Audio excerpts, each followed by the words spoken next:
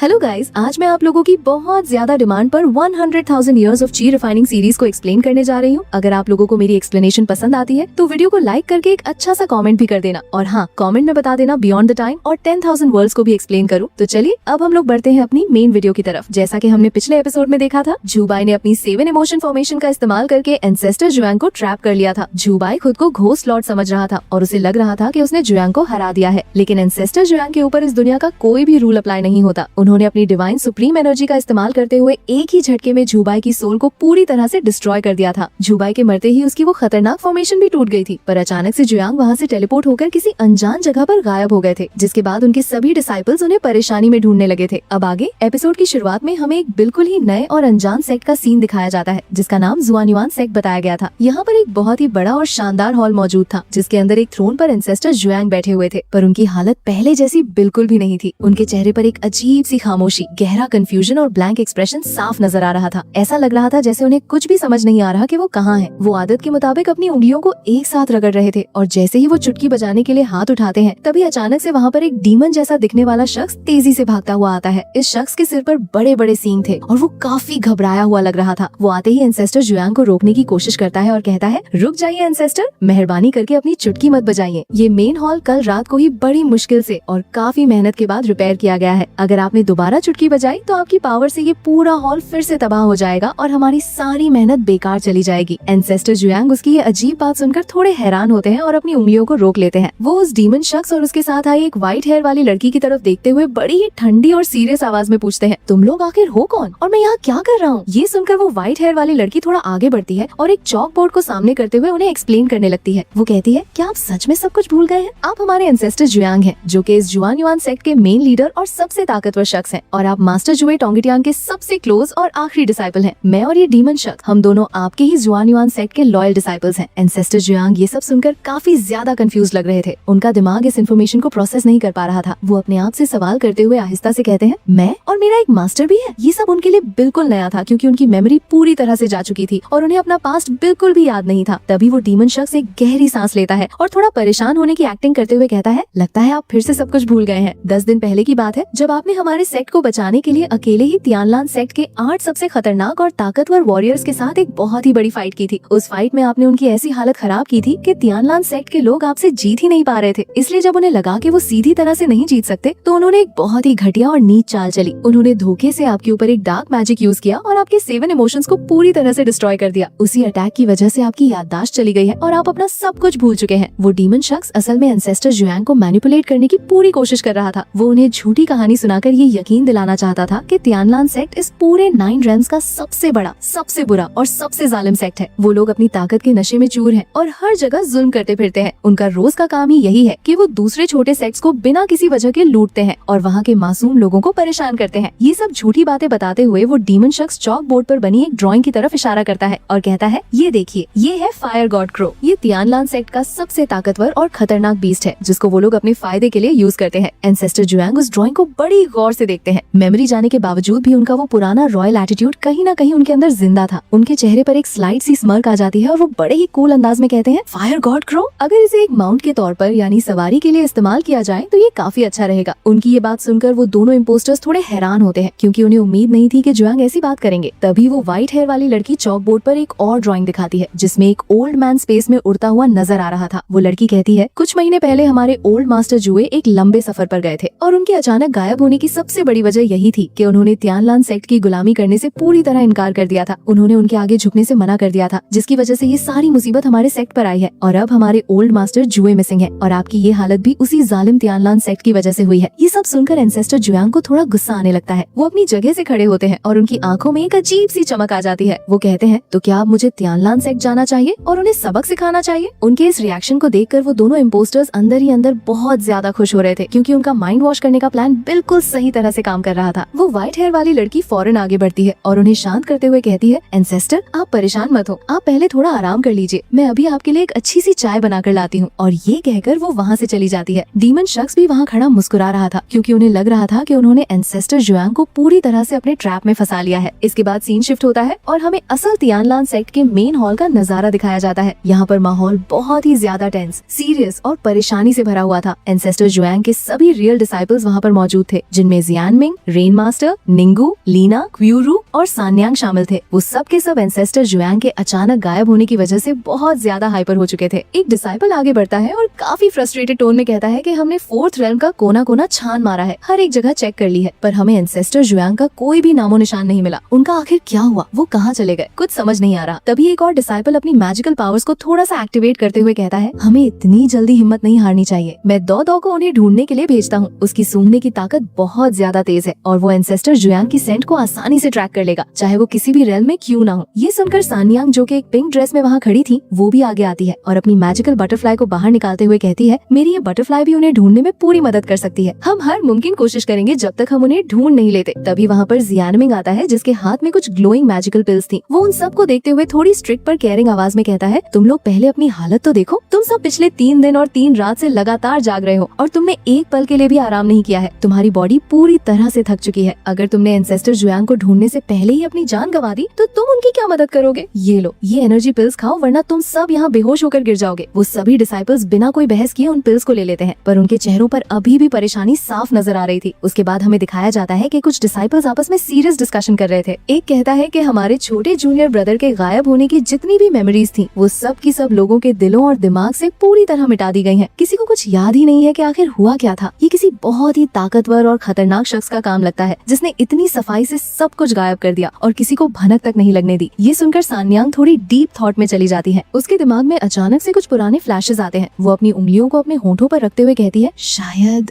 मैंने उस वक्त कुछ देखा था, मुझे थोड़ा थोड़ा कुछ याद आ रहा है। ये सुनकर एक डिसाइपल फौरन उसके पास आता है और अपनी ग्लोइंग ब्लू स्पिरिचुअल एनर्जी को उसके माथे पर पॉइंट करता है, ताकि वो उसकी मेमोरी को एक्सेस कर सके और देख सके कि उसने आखिर क्या देखा था। जैसे ही वो ब्लू एनर्जी उसके माथे से टकराती है, सान्यांग की आंखें बंद हो जाती हैं और हमें उसके दिमाग के अंदर का एक रेड कलर का धुंधला सा विजन दिखाया जाता है, जिसमें एक अनजान जगह और कुछ अजीब सी शैडोज नजर आ रही थी, जो किसी बड़े खतरे की तरफ इशारा कर रही थी। इसके बाद क्यूरू, जो कि एंसेस्टर जुयांग की एक बहुत ही लॉयल डिसाइपल थी, वो बहुत ज्यादा फिक्रमंद होते हुए कहती है, मुझे इस बात की बहुत ज्यादा टेंशन हो रही है कि एंसेस्टर जुयांग इतने दिनों से मिसिंग है और उनका कोई सुराग नहीं मिल रहा। मुझे डर है कि इस सब का कनेक्शन कहीं उस कमीने झूबाई से तो नहीं। झूबाई ने मरने से पहले एंसेस्टर जुयांग के 7 इमोशंस को एक्सट्रैक्ट कर लिया था और अब जब उनके 7 इमोशंस उनकी बॉडी से अलग हो चुके हैं, तो इसका मतलब ये हो सकता है कि वो अपना पास्ट, अपनी मेमोरीज और हम सबको पूरी तरह से भूल चुके हो। अगर सच में ऐसा हुआ है तो ये हमारे लिए बहुत बड़ी मुसीबत बन सकती है, और अगर हमारे दुश्मनों ने इस बात का फायदा उठा लिया और उन्हें मैनिपुलेट कर दिया तो एंसेस्टर जुयांग की जान को बहुत बड़ा खतरा हो सकता है। हमें किसी भी कीमत पर उन्हें जल्द से जल्द ढूंढना होगा, इससे पहले कि कोई उनका गलत इस्तेमाल करे। यहाँ से सीन दोबारा शिफ्ट होता है और हम वापस उस फेक जुआन युआन सेक्ट में आ जाते हैं। एंसेस्टर जुयांग अभी भी अपनी उसी ग्रैंड चेयर पर बड़े आराम से बैठे हुए थे और उनके चेहरे पर वही रॉयल एटीट्यूड था। तभी वो व्हाइट हेयर वाली लड़की एक लकड़ी की ट्रे में एक सिंपल सा ग्रीन कलर का कप लेकर आती है, जिसमें उसने चाय बनाई थी। वो बड़े अदब से वो ट्रे उनके सामने करती है। एंसेस्टर जुयांग उस कप को देखते हैं और उनके चेहरे पर एक अजीब सा एक्सप्रेशन आता है। वो बड़ी ही ठंडी और डिसमिसिव आवाज में उसे रिजेक्ट करते हुए कहते हैं, ये कप बहुत ही बदसूरत है, मुझे ऐसी सस्ती और बेकार चीज में चाय नहीं पीनी। वो लड़की ये सुनकर थोड़ी शर्मिंदा होती है और फौरन सिर झुकाकर कहती है, मैं माफी चाहती हूँ एंसेस्टर, मैं अभी इसे बदल कर लाती हूँ। वो वहाँ से तेजी से भाग कर जाती है और थोड़ी देर बाद एक बहुत ही शानदार और चमकता हुआ गोल्डन कलर का कप लेकर वापस आती है। ये कप देखने में बहुत ही ज्यादा महंगा और रॉयल लग रहा था। वो दोबारा से वो ट्रे एंसेस्टर जुयांग के सामने पेश करती है। एंसेस्टर जुयांग उस गोल्डन कप को देखते हैं, उसमें से निकलने वाली भाप को ऑब्जर्व करते हैं और फिर एक गहरी सांस लेते हुए कहते हैं, ये चाय की पत्ती फर्स्ट हार्वेस्ट की नहीं लग रही, ये फ्रेश नहीं है और इसकी खुशबू में वो बात नहीं है। वो लड़की अब थोड़ी परेशान होने लगती है क्योंकि एंसेस्टर जुयांग के नखरे खत्म होने का नाम ही नहीं ले रहे थे। वो जल्दी से अपनी सफाई देते हुए कहती है, एंसेस्टर, हालांकि ये फर्स्ट हार्वेस्ट की पत्ती नहीं है, पर ये फिर भी बहुत ही अच्छी और प्रीमियम क्वालिटी की चाय है, एक बार पीकर तो देखिए, आपको जरूर पसंद आएगी। पर एंसेस्टर जुयांग बिना कुछ कहे बस उसकी तरफ घूर कर देखते हैं। उनका वो घूरना ही काफी था ये बताने के लिए कि उन्हें ये चाय किसी भी हाल में मंजूर नहीं है। लड़की फौरन घबराकर कहती है, ठीक है, मैं इसे भी अभी बदल कर लाती हूँ। वो दोबारा से भाग कर जाती है और इस बार वो एक और नया कप लेकर आती है। वो आते ही बहुत एक्साइटेड टोन में कहती है, एंसेस्टर, ये इस साल की सबसे पहली और फ्रेश हार्वेस्ट की हुई लॉन्गजिंग टी है। ये इतनी ज्यादा रेयर और महंगी है कि इसकी एक कैटी की कीमत 10,000 टेल्स ऑफ गोल्ड है। ये सबसे बेस्ट क्वालिटी की चाय है जो मैं आपके लिए लाई हूँ। एंसेस्टर जुयांग उस कप को अपने हाथ में लेते हैं। वो इस बार थोड़े सेटिस्फाइड लग रहे थे, पर जैसे ही वो उस कप को अपने होठों के पास ले जाते हैं, वो फौरन रुक जाते हैं और कप को वापस ट्रे में रख देते हैं। लड़की अब पूरी तरह से थक चुकी थी और उसके चेहरे पर फ्रस्ट्रेशन साफ नजर आ रही थी। वो परेशान होकर पूछती है, एंसेस्टर, अब क्या मसला है, अब क्या खराबी निकल आई इसमें? एंसेस्टर जुयांग बड़े ही रिलैक्स अंदाज में जवाब देते हैं, ये चाय बहुत ज्यादा गर्म है। ये सुनकर उस लड़की का दिमाग पूरी तरह से खराब हो जाता है। वो गुस्से में उस ट्रे को उठाती है और वहाँ से तेजी से निकल जाती है। बाहर कोर्टयार्ड में वो डीमन शख्स अपनी व्हील चेयर जैसी सीट पर बैठा हुआ हुआ ये सब देख रहा था। जैसे ही वो लड़की बाहर आती है, वो गुस्से में चिल्लाते हुए कहती है, ये क्या मजाक है? ये शख्स इतने नखरे क्यों दिखा रहा है? कभी इसे कप पसंद नहीं आता, कभी इसे चाय की पत्ती पसंद नहीं आती, और अब इसे चाय का टेम्परेचर भी ज्यादा गर्म लग रहा है। मुझे तो लगता है कि ये जुयांग जानबूझकर हमारे साथ गेम खेल रहा है और हमें परेशान कर रहा है। क्या ये तियानलान सेक्ट में भी ऐसे ही नखरे दिखाता था? डीमन शख्स उसकी बात सुनकर थोड़ा सीरियस हो जाता है। वो अपनी ठुड्डी पर हाथ रखते हुए सोचने लगता है और कहता है, मुझे नहीं लगता कि ये जानबूझकर कर रहा है। हमारे सेक्रेड आर्टिफैक्ट में कोई मसला नहीं हो सकता। उसने अपना काम पूरी तरह से किया है और इसकी मेमोरी जा चुकी है। पर एक मसला जरूर है जो मुझे परेशान कर रहा है। आज पूरे 10 दिन हो चुके हैं और जुयांग लगातार हर रोज एक ही दिन की मेमोरी को रिपीट कर रहा है। वो आगे बढ़ ही नहीं रहा और न ही हमारी बातों पर पूरी तरह रिएक्ट कर रहा है। हमें किसी भी तरह से कोई ऐसी तरकीब सोचनी होगी जिससे हम इसे यहाँ से निकालकर तियानलान सेक्ट की तरफ ले जा सके, वरना हमारा पूरा प्लान फेल हो जाएगा और हमारी सारी मेहनत बेकार जाएगी। इसके बाद हमें रात का वक्त दिखाया जाता है। आसमान में एक बहुत ही बड़ा और चमकता हुआ चांद नजर आ रहा था जिसकी रोशनी पूरे इलाके पर पड़ रही थी। साननियांग, जो कि एंसेस्टर जुयांग की रियल डिसाइपल थी, वो एक ऊंची छत पर खड़ी थी। उसकी आंखों में परेशानी और दिल में एंसेस्टर जुयांग को ढूंढने की तड़प थी। वो खुद से बात करते हुए कहती है, इतने दिन गुजर गए पर अभी तक एंसेस्टर की कोई खबर नहीं मिली। हम आखिर क्या करें? मैं आखिर ऐसा क्या करूं जिससे मैं आप तक पहुंच सकूं? एंसेस्टर, ये सोचते हुए वो अपने हाथ आगे करती है और अपनी स्पिरिचुअल पावर को पूरी ताकत के साथ एक्टिवेट करती है। उसके हाथों के बीच में एक बहुत ही चमकती हुई गोल्डन एनर्जी जमा होने लगती है। वो एनर्जी धीरे धीरे एक ग्लोइंग गोल्डन आर्टिफैक्ट की शक्ल ले लेती है जो किसी बटरफ्लाई या हेयरपिन जैसा लग रहा था। जैसे ही वो आर्टिफैक्ट पूरी तरह से फॉर्म होता है, उसमें से एक गोल्डन रोशनी निकलकर एक स्पेसिफिक डायरेक्शन की तरफ पॉइंट करने लगती है। सान्यांग उस रोशनी को देखकर बहुत ज्यादा हैरान और खुश हो जाती है। वो कहती है, ये तो एंसेस्टर की ऑरा है। उनकी एनर्जी यहाँ से महसूस हो रही है। क्या इसका मतलब ये है कि एंसेस्टर इसी डायरेक्शन में मौजूद है? ये रियलाइज करते ही सान्यांग बिना एक सेकंड वेस्ट किए फौरन उस रोशनी की डायरेक्शन में तेजी से उड़ते हुए निकल जाती है। वो किसी भी हाल में एंसेस्टर जुयांग को वापस लाना चाहती थी और उसने उन्हें ढूंढने की एक उम्मीद पाली थी। अब सीन दोबारा से जुआन्युआन सेक्ट के मेन हॉल में शिफ्ट होता है। दिन का वक्त था और एंसेस्टर जुयांग वही अपनी चेयर पर बैठे हुए थे। वो दोबारा से अपनी उंगलियों को रगड़ रहे थे और चुटकी बजाने ही वाले थे। जैसे ही वो चुटकी बजाने के लिए हाथ उठाते हैं, अचानक से वो व्हाइट हेयर वाली लड़की घबराकर उनके पास आती है और कहती है, एंसेस्टर प्लीज अपनी चुटकी मत बजाइए। तभी वो डीमन शख्स भी तेजी से भागता हुआ वहाँ आता है और चिल्लाते हुए कहता है, मैं आ गया एंसेस्टर, मैं आ गया, जल्दी से वो बोर्ड यहाँ लेकर आओ। वो लड़की फौरन वही पुराना चौक बोर्ड उठाकर लाती है जिसमें तियानलान सेक्ट की ड्राइंग्स बनी हुई थी। डीमन शख्स उस बोर्ड की तरफ इशारा करते हुए बोलने ही वाला था कि एंसेस्टर जुयांग उसे बीच में ही टोक देते हैं। जुयांग बड़े ही आराम से अपनी चेयर पर पीछे की तरफ टेक लगाते हुए कहते हैं, तुम लोग परेशान मत हो, मुझे सब कुछ याद आ गया है, मैं कुछ भी नहीं भूला हूँ। हम लोग आज ही तियानलान सेक्ट जाएंगे ताकि मैं अपने मास्टर को ढूंढ सकूं और उन जालिमों को सबक सिखा सकूं। ये सुनकर वो डीमन शख्स बहुत ज्यादा खुश हो जाता है। उसके चेहरे पर एक बड़ी सी कमीने वाली स्माइल आ जाती है क्योंकि उसे लगता है कि उनका प्लान फाइनली सक्सेसफुल हो गया है। वो जल्दी से कहता है, ठीक है तो फिर चलिए हम अभी निकलते हैं। व्हाइट हेयर वाली लड़की भी खुश होते हुए कहती है, मैं अभी जाकर सफर के लिए सारा सामान पैक करके लाती हूँ। डीमन शख्स वहाँ से अपनी व्हील चेयर को घुमाते हुए बड़बड़ाता है, शुक्र है इस बेकार जगह से जान छूटी, मैं तो एक पल भी यहाँ और नहीं रुकना चाहता था। थोड़ी देर बाद हमें दिखाया जाता है कि एंसेस्टर जुयांग बाहर एक खुले कोर्टयार्ड में बैठे हुए थे। उनके हाथ में वही चाय का कप था। अचानक से हवा में एक बहुत ही महकती हुई खुशबू फैल जाती है। एंसेस्टर जुयांग उस खुशबू को महसूस करते हैं और उन्हें ये काफी अलग लगती है। दूसरी तरफ वो दोनों इम्पोस्टर्स जो कि अपना सामान पैक कर रहे थे, उन्हें भी अचानक से किसी के आने का एहसास होता है। व्हाइट हेयर वाली लड़की हैरान होकर पूछती है, ये चाय की खुशबू कहाँ से आ रही है? डीमन शख्स थोड़ा गुस्से में आता है और कहता है, लगता है कोई छोटी सी चींटी हमारे इलाके में घुस आई है। जुयांग को बड़ी मुश्किल से सब कुछ याद करवाया है और उसे अपने रास्ते पर लाया हूँ। मैं किसी को भी अपना प्लान खराब नहीं करने दूंगा। जो कोई भी यहाँ आया है मैं उसे जिंदा नहीं छोड़ूंगा। अगर हम इस छोटी सी मुसीबत को नहीं संभाल पाए तो हम अपने आगे के प्लान कैसे पूरे करेंगे? वो लड़की को तसल्ली देते हुए कहता है, तुम टेंशन मत लो, ये बस एक छोटी सी चींटी है, मैं अपनी एक उंगली के इशारे से इसे कुचल दूंगा। अब सीन दोबारा एंसेस्टर जुयांग पर आता है। वो अपनी चेयर पर बैठे हुए थे और उनके सामने सान्यांग खड़ी थी। सान्यांग वही पिंक ड्रेस पहने हुए थी और उसके हाथ में एक बहुत ही खूबसूरत टीपॉट और कप था। जुयांग उसकी तरफ देखते हुए कहते हैं, आज की चाय की खुशबू सच में बहुत अच्छी है। सान्यांग थोड़ा मुस्कुराकर अदब से सिर झुकाती है और कहती है, आपकी तारीफ का बहुत शुक्रिया एंसेस्टर। जुयांग उसे बड़ी गौर से देखते हैं और सीधा सवाल करते हैं, तुम कौन हो और तुम यहाँ इस जुआन्युआन सेक्ट में क्या कर रही हो? सान्यांग उनकी मेमोरी लॉस को देखकर थोड़ी उदास होती है और अपने दिल में सोचती है कि अफवाह बिल्कुल सच थी। एंसेस्टर सच में अपनी याददाश्त खो चुके हैं। मुझे जल्द से जल्द इनकी मेमोरी वापस लानी होगी। वो जुयांग को जवाब देते हुए कहती है, मेरा नाम सान्यांग है। मैंने सुना था कि एंसेस्टर जुयांग को चाय पीने का बहुत शौक है, इसलिए मैं खास तौर पर आपके लिए ये बेहतरीन चाय लेकर आई हूँ। ये चाय 7th रेल्म के ईवल वैली में उगाई जाने वाली एक बिल्कुल नई और रेयर पत्ती से बनी है। इसके जायके को और भी बेहतर बनाने के लिए मैंने इसमें थोड़ा सा रोज हनी यानी गुलाब का शहद भी मिलाया है। इसकी वजह से इस चाय की खुशबू बहुत ही ज्यादा महकती हुई और फ्रेश हो गई है और पीने में ये बहुत ही मीठी और सुकून देने वाली है। एंसेस्टर जुयांग उसकी पूरी बात बड़े आराम से सुनते हैं। वो सान्यांग की आंखों में देखते हुए कहते हैं, तुम्हारी बातों से लगता है कि तुम सच में बहुत शिद्दत से चाहती हो कि मैं तुम्हारी ये चाय पी लूं, लेकिन इस चाय के अंदर अंदर आखिर है क्या? ये कहते हुए जुयांग उस चाय के कप में देखते हैं। उस चाय के लिक्विड में सानियांग का चेहरा रिफ्लेक्ट हो रहा था। सानियांग थोड़ी घबरा जाती है और जल्दी से हाथ जोड़कर कहती है, एंसेस्टर, मेहरबानी करके मेरी बात का गलत मतलब मत निकालिए। मेरा आपको नुकसान पहुंचाने का कोई इरादा नहीं है। एंसेस्टर जुयांग उस रिफ्लेक्शन को देखते हुए एक बहुत ही डीप और फिलोसॉफिकल बात कहते हैं। वो कहते हैं, जिस तरह की चाय होती है वैसा ही उसे बनाने वाले का कैरेक्टर होता है। इस चाय की खुशबू बहुत ही साफ और प्योर है। इससे ये तो साबित होता है कि तुम कोई बुरी इंसान नहीं हो, लेकिन तुमने शुरुआत से ही मेरे खिलाफ कोई ना कोई चाल चलने की कोशिश की है। तुम मुझे किसी चीज में फंसाना चाहती हो। आखिर तुम्हारा असल मकसद क्या है? तुम चाहती क्या हो? सानियांग जुयांग की इस तेजी और समझदारी को देखकर थोड़ी हैरान होती है कि मेमोरी जाने के बावजूद भी उनका दिमाग कितना शार्प है। वो बहुत ही इमोशनल और सिंसियर टोन में उन्हें जवाब देती है, एंसेस्टर, मेरी इस जिंदगी का सिर्फ एक ही मकसद और एक ही ख्वाहिश है। मैं सिर्फ ये चाहती हूँ कि आप हमेशा महफूज रहें, खुश रहें और पूरी तरह से आजाद रहें। आपको कोई भी तकलीफ ना हो। अभी सानियांग ये सब कह ही रही थी और माहौल बहुत ही इमोशनल हो चुका था कि तभी अचानक से वहाँ पर वो व्हाइट हेयर वाली इम्पोस्टर लड़की तेजी से भागती हुई आ जाती है। वो आते ही जोर से चिल्लाती है, एंसेस्टर जुयांग, रुक जाइए, इसकी चाय मत पीजिएगा। ये कोई और नहीं बल्कि तियानलान सेक्ट की एक डिसाइपल है। ये आपको धोखा दे रही है। ये चिल्लाते ही वो व्हाइट हेयर वाली लड़की हवा में जंप करती है और अपनी पूरी ताकत के साथ एक बहुत ही खतरनाक और मैसिव गोल्डन एनर्जी अटैक सानियांग की तरफ लॉन्च कर देती है। उस अटैक की रोशनी इतनी ज्यादा तेज थी कि पूरा एरिया उससे जगमगा उठता है और वहाँ पर एक बहुत बड़ा ब्लास्ट होने ही वाला होता है। और इसी इंटेंस और सस्पेंस से भरे क्लिफहैंगर मोमेंट पर ये एपिसोड यहीं पर खत्म हो जाता है।